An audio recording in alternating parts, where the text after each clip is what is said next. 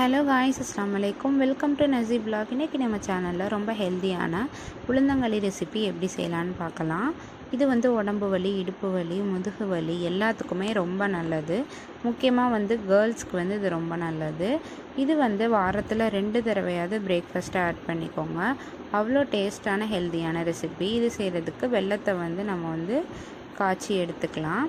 அதை வடிகட்டி எடுத்துக்கோங்க. அப்போ தான் அதில் இருக்க மண் போகும். அதுக்கப்புறமா உளுந்தையும் அரிசியும் அடைச்சி அந்த மாவை கொஞ்சம் கொஞ்சமாக இதில் ஆட் பண்ணி கைவிடாமல் கிண்டி எடுத்துக்கோங்க. அப்போ தான் நம்மளுக்கு களி பதத்துக்கு வரும். கைவிடாமல் கிண்ணதுக்கப்புறமா நம்ம இதை ஆற வச்சு எடுத்துக்கலாம். அப்போது கையில் ஒட்டாது.